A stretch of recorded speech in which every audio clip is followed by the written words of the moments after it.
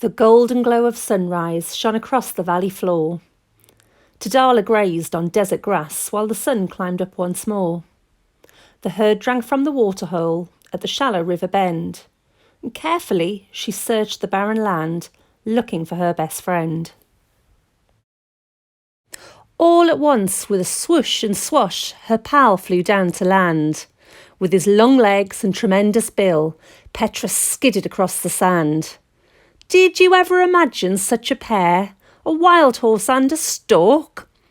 Birds of a feather, always together, Petrus greeted his friend with a squawk. I'm feeling bored, Tadala moaned. This valley makes me glum. You can fly and see such things. My life here is so humdrum. Last night I heard the geckos echo. They spoke of a glorious beast, a creature called a unicorn, who lives out in the east. I'd like to see a unicorn, replied Petrus with a grin. And by the orange sand dunes is where we shall begin. Excitedly the duo set off on the dry and dusty trail, clipping, clopping, soaring and flapping over hot and rocky shale. Keeping watch across the plain, a mob of meerkats sat. One purred hello and waving a paw, scurried along for a chat. Petrus and Tadala joined him.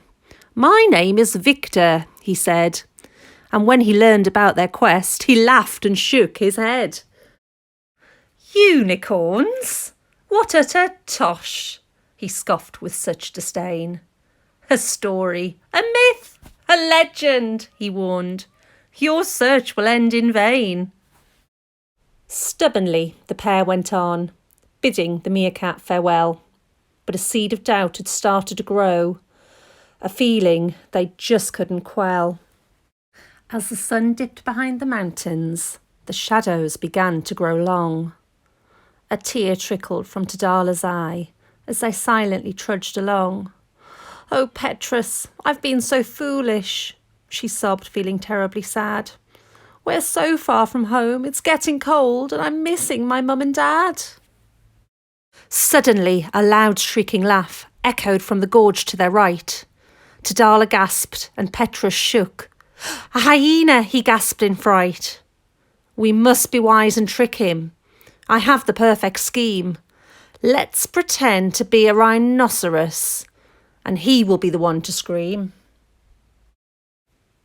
With that he hopped onto her head, his beak pointed up like a horn, and in the shimmering moonshine they looked just like a unicorn. Feeling as brave as a rhino, Tadala charged into the night. Quick as the wind she galloped, with Petrus holding on tight.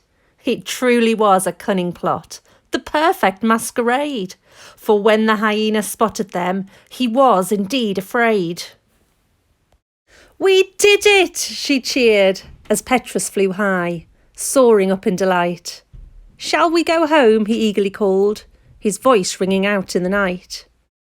So home they roamed through the moonlit desert, arriving just before dawn, and in the grassy valley they waved good-night with a yawn. A few days passed, and news spread far about a thrilling beast. A tree scorpion had spotted her, galloping about in the east. Word had travelled far and wide and reached the waterhole.